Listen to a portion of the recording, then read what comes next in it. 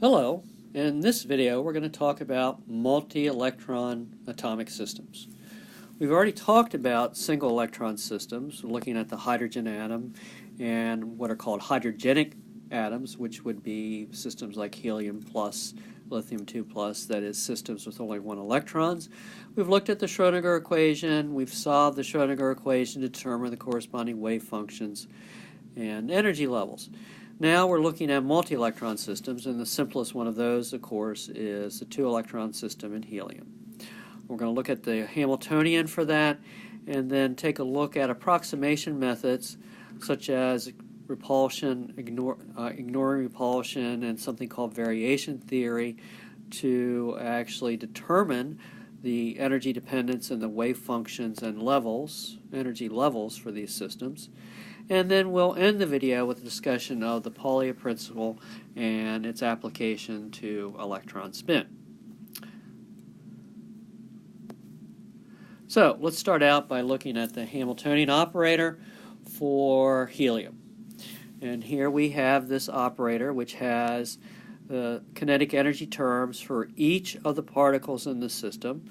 We have the nucleus, which is the proton, electron 1, and electron 2. So we have the nucleus, electron 1, electron 2. These are the kinetic energy terms in the Hamiltonian. And then we have the potential energy terms in the Hamiltonian, which includes attraction of electron 1 to the nucleus. And here we're using the atomic number Z so that we can actually be using this similar Hamiltonian for any two-electron system, but of course for helium, Z is equal to 2. And then we have attraction for electron 2 to the nucleus. And then the final term is electron repulsion between the two electrons. You'll notice that it has the opposite sign of the first two terms. Repulsion is a positive potential energy, while attraction is a negative potential. And so this is the full Hamiltonian for this two-electron system. Now, it turns out, despite the fact that it would seem that a two-electron system with a nucleus would be relatively simple, that this equation, the Hamiltonian Schrödinger equation, cannot be solved exactly. So what does that mean? Well, that means that we're going to have to use approximation methods to solve this equation. But it is quite astonishing that the most complex system for which we can solve the Schrödinger equation exactly is a one-electron system. The two-electron system, and it's because of the repulsion term in the two-electron system that we cannot solve it exactly. So one of the first approximation methods we might use is, well, why don't we just ignore that nasty little electron repulsion thing going on and move on and try an approximation method that would allow us to do a calculation without repulsion. So we'll start with just trying to think about, okay, well, I've got two electrons, and if I ignore repulsion, why don't I try to use the 1s orbitals that we calculated for the hydrogenic systems as being the lowest energy orbitals, and have our total wave function correspond to a 1s2 electron configuration, which of course is what you learned in general chemistry. And so we have this situation where a 1s2 electron configuration simply means that the overall wave function is equal to the product of a 1s orbital for electron 1 and a 1s orbital for electron 2. So we're going to use that as a wave function corresponding to the two-electron system in helium. And then we're going to go ahead and plug that into our Schrödinger equation and calculate the energies. Now, for this system where we're ignoring electron repulsion, the total energy is just the sum of the energies of the 1s orbitals. So it's just twice the energy of a 1s orbital. So if we go back and look at our calculations for the hydrogenic systems, the energy corresponding to quantum number n was given by this expression. And n, as I mentioned, was the principal quantum number. in this situation. So for the 1s orbital, the energy for quantum number n, all right, and again it's 1s, so n is equal to 1, and atomic number 2, because we're talking about helium, is just this negative 54.4 electron volts. Now that's just for one electron in a 1s orbital where we have ignored electron repulsion. If we have 2 electrons, we just simply multiply it by the 2, so the total energy that we get if we ignore electron repulsion is negative 108.8 electron volts.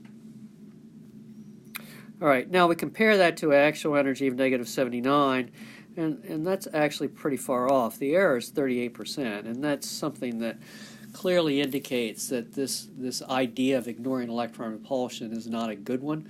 We don't get very accurate results when we do that. So we need a better approximation method to do that. So the next one we're going to talk about, and there are several different types of approximation methods, but we're going to focus on one called variation theory.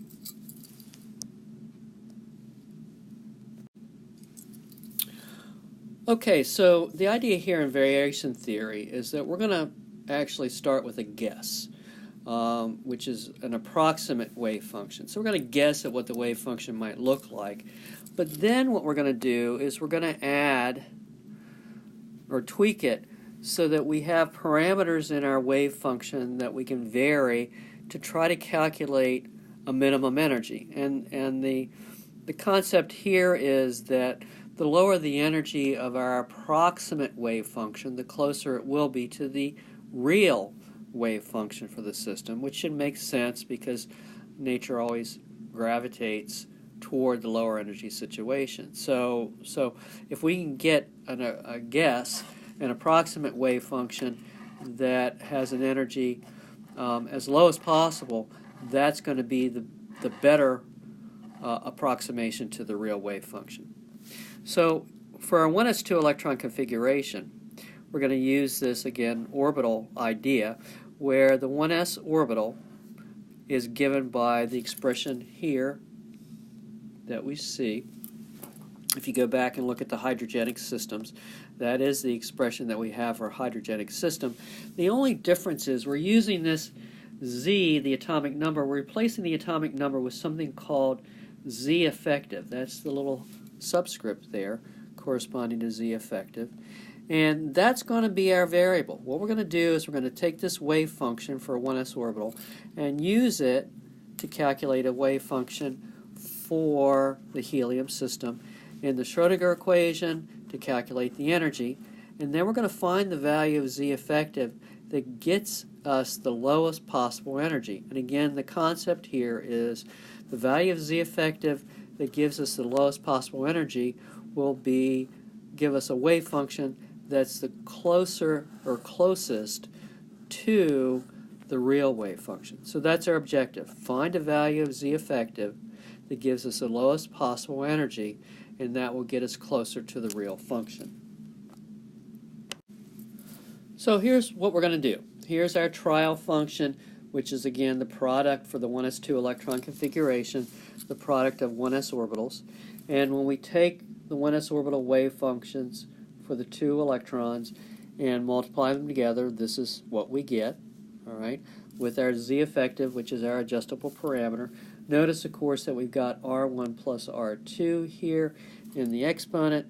Those correspond to the coordinates of electrons 1 and 2, respectively.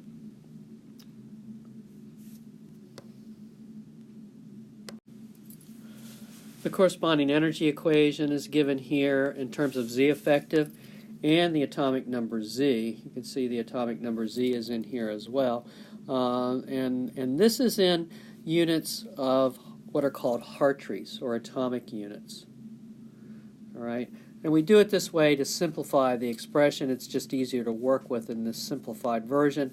What we will do later on is note that the Hartree atomic unit is equivalent to 27.21 electron volts. And so that's what we're going to be using later on in our approximation. And that actually should be plus 27.21 electron volts. So the question is, what is Z effective? How do we do this calculation?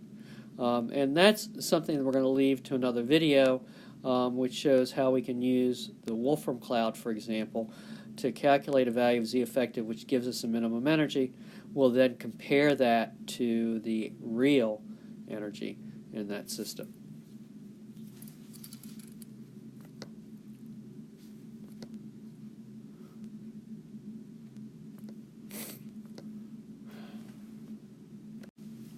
All right, so let's move on to electron spin. Now this goes back to an experiment that was done in 1921, what's called the Stern-Gerlach experiment, where a beam of silver atoms was shot through a device and passed through an inhomogeneous magnetic field. And the inhomogeneous magnetic field caused the electron beam to split in two directions. Now again, so over here on the left, we would have the result of the beam of electrons striking the surface here in the absence of a magnetic field. On the right, we show what happens when a magnetic field is applied. So you get the splitting where half of the beam goes in one direction, half of the beam goes in the other direction. And this is something that confounded physicists at the time because it would indicate, because a magnetic field is applied, that there is an additional magnetic field component to the atom that had not yet been discovered. So what does that mean when we've got this situation where we get this beam separation indicating an unknown magnetic component? Well, again, at the time, there was nothing theoretically that would have indicated the presence of this unknown component. And so it was likened to spin. And so the theory at the time, the explanation at the time was that electrons had a spin associated with them that generated a magnetic moment. There would be two orientations of that spin, and one orientation would cause the electron beam to move to the right in the presence of the magnetic field, the other to the left in the presence of the magnetic field. So that was the explanation that was generated without a theoretical background or proof or theory. I will note an interesting side note here, and that is that the detection of this beam splitting was aided by the fact that the scientists who were doing the experiment were heavy cigar smokers. And the cigar smoke with the sulfur content actually helped to darken the images because the silver sulfide that was formed with the silver atoms combining with the cigar smoke created the darker images, which made the splitting easier to detect. All right, so just kind of moving on here and taking a look at this, explanation, we clearly have this notion of electron spin, indicating that there's two spin orientations. And so what we have is a fourth quantum number, the spin quantum number, and the spin quantum number is equal to 1/2. The two orientations correspond to, as you learned in general chemistry, an m sub s quantum number of plus 1/2 and m sub s quantum number of minus 1/2. Now, it is important to note that the electron is not actually spinning. What we have is a situation where the electron has this magnetic component to it that corresponds mathematically to these particular quantum numbers, but the reality is the electron is not spinning on an axis like a planet. We just happen to be using that terminology because historically it was attributed to spin when it was first discovered. Now, I also mentioned that in the original discovery, 1921, which of course actually preceded the quantum mechanics, the Schrödinger equation that we're using today, but even after the Schrödinger equation was first presented and published, electron spin did not fall out of the equation. In the case of the atomic system, the hydrogen atom, for example, the quantum numbers N, L, and M sub L, which we've talked about previously, came from solutions to that equation, but spin did not. It was only after Paul Dirac applied Einstein's relativity theory, special theory of relativity, to the Schrödinger equation, which modified the equation, that this electron spin quantum number actually came about as a solution to that equation. So we have these two components of electron spin, which we call plus or minus 1/2, which you are no doubt familiar with from general chemistry, as mentioned before. And also that means that with the two orientations and these two spin components, there is actually also a modification of the wave function that's required.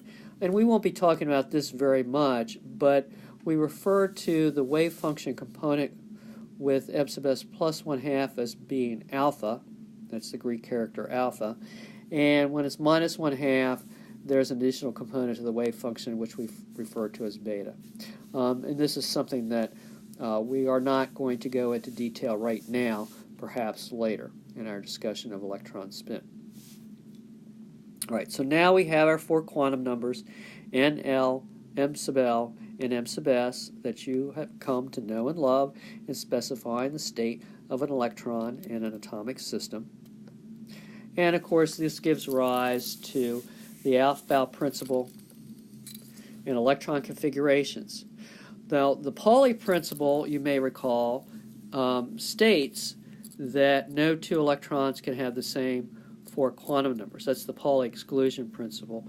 There is a more in-depth mathematical reason for that, which we won't go into right now, but that results in this idea that a given orbital can have no more than two electrons, and those two electrons must have opposing spins. And of course, you learned that, no doubt, in high school chemistry when you talked about electron configurations. But that's what we have here. We have the two spins. We have four quantum numbers. No two electrons can have the same four quantum numbers.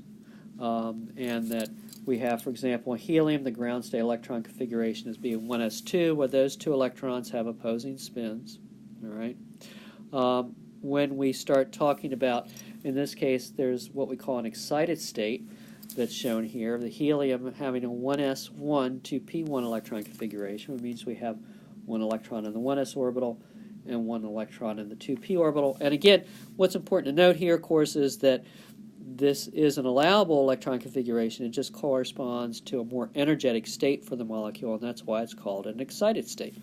The lowest energy state is the ground state. So the Aufbau principle that we learned about early in our chemistry careers is to determine the electron configuration of the lowest energy or ground state. Okay, and then here's carbon. All right, so its ground state is a 1s2, 2s2, 2p2 electron configuration. Two electrons opposing spins in the 1s orbital, two electrons opposing spins in the 2s orbital, and then two electrons in the 2p. And what we'll note here is that we don't pair electrons until we have to. So if I've got three 2p orbitals, then what I'm going to have is, and two electrons, those electrons in the lowest energy configuration are going to be in separate orbitals. Okay? And they're actually going to have the same spin. So if you will, we can draw them like this, both spin up. That would be the lowest energy configuration for the 1s2, 2s2, 2p2 electron configuration of carbon. An excited state of carbon would be indicated here, where what we've done is taken one of the electrons in the 2s and promoted it to a 2p, so that's clearly a higher energy state for the carbon atom. That's an excited state.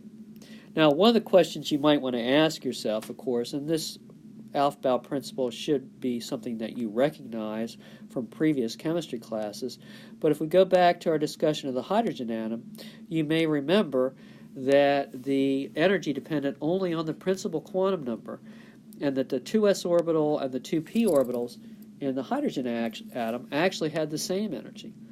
What we see here in this approximation is that the 2s orbital is lower in energy than the 2p. So what's happened? Why is that different? Well, if you'll remember, my friend, that the term that we had to add to the Hamiltonian that really messed things up was electron repulsion. And so now what we find is that electron repulsion is what splits the energy. So in the absence of electron repulsion, the 2s and the 2p orbitals have the same energy. But when we turn on electron repulsion, we'll note that the 2s is lower in energy than the 2p. And that, of course, also applies to the higher energy orbitals as well. So it's electron repulsion that causes that difference in energy. So this ends our discussion of the multi-electron systems and approximation methods associated with multi-electron systems. Certainly, if you have any questions, please feel free to ask.